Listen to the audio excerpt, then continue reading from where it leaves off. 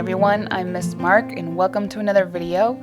Just a quick note, if you're interested in seeing the final version of this painting from this video and a whole bunch more sketches, head on over to Patreon. All patrons $1 and up get access to this exclusive sketchbook, so take a look if you're interested. Today's video is about positivity. I was kind of inspired because it seems like lately a lot of my fellow artists on Instagram have sort of fallen into this habit of talking negatively about their work. And where I notice it is artists who share work and then talk about all the reasons why that painting or that drawing is no good. And I've done this lots of times. I try consciously not to do it, but it's sort of that thing where you post the painting and then you talk about, I wanted it to do this, but I didn't quite do it. I don't like the colors. It didn't come out the way I wanted. I know it's messed up. Here's the reasons it's messed up. You know, it's like this sort of defensive, derogatory caption.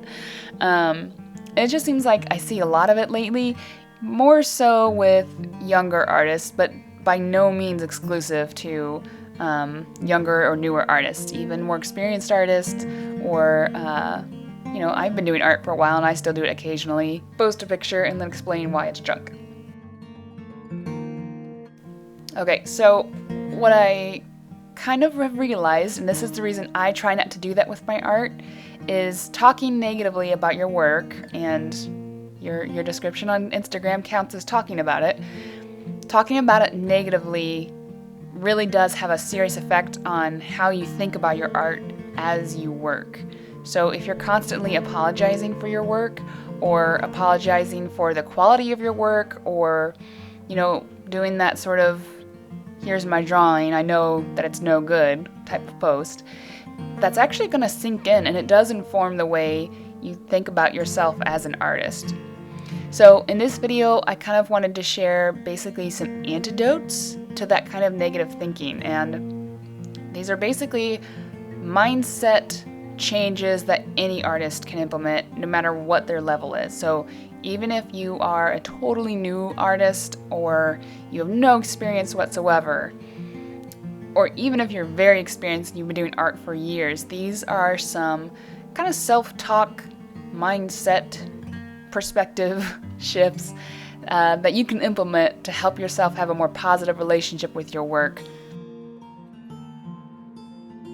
The first one is probably the most important, and I could probably do a whole video on it, and it is to clarify your goals so that you know what progress looks like.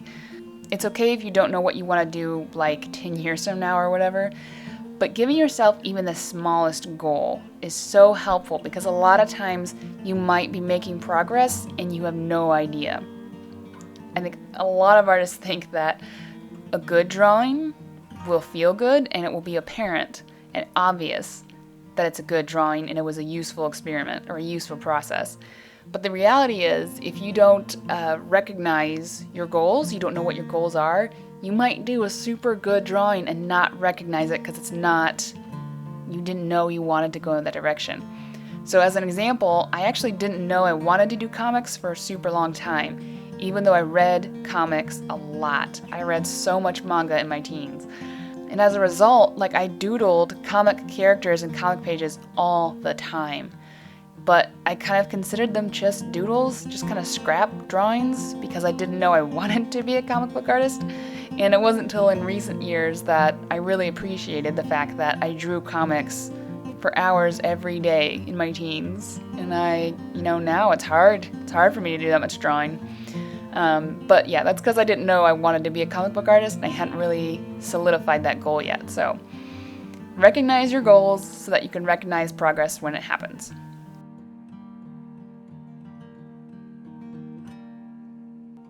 Okay, the second thing is kind of jumps right off of that, which is to praise progress, not end results.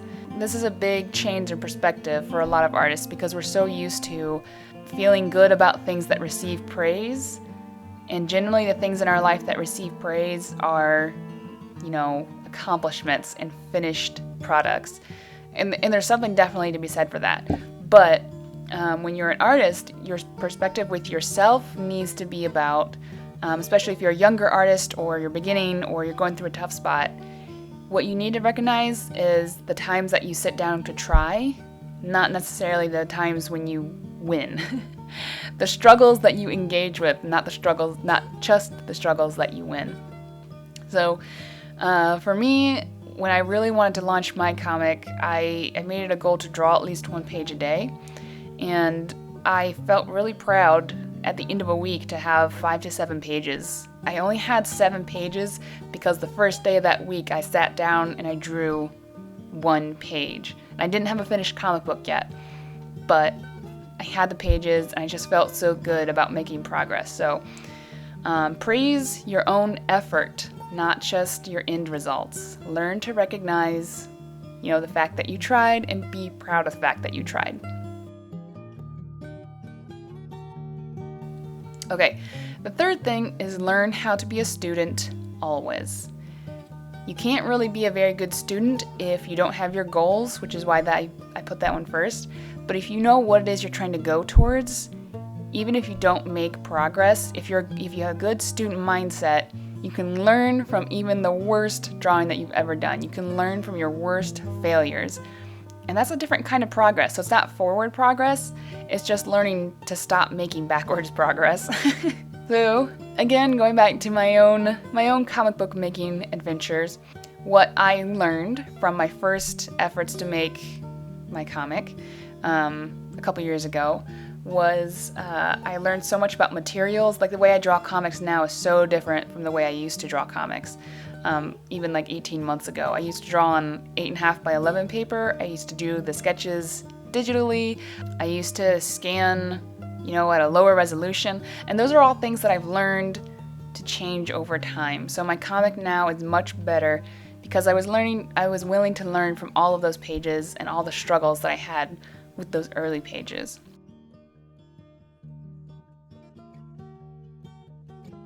These 3 things aren't necessarily 3 separate steps, they kind of go in progression. So the first is to recognize your goals, know what it is you're trying to do with your work so that you know when you're making progress. The second thing is to praise yourself for making progress, even if it's not glamorous, even if it doesn't get a lot of recognition, even if you don't get a lot of likes or views or whatever. Recognize the effort that went into the piece. The last thing is to be a student. And if you didn't make progress, learn from that so that the next time you sit down to work, you can make progress or at least avoid making the same mistakes the second time around.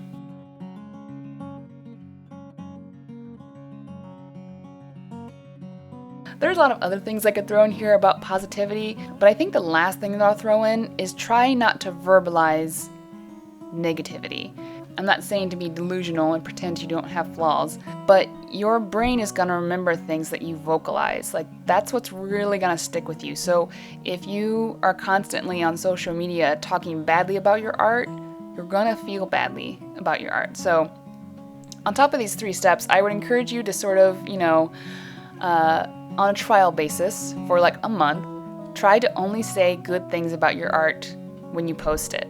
Maybe it's the worst drawing you've ever done, but when you post it or when you talk about it, say, I struggled with this, but I'm glad I put the time in, or this didn't come out the way I wanted, but now I know not to use these materials or not to use this color or whatever. So you can be honest about why you don't feel good about it, but then verbalize to yourself and or to social media why it was still a good drawing, because there's really no such thing as a useless drawing.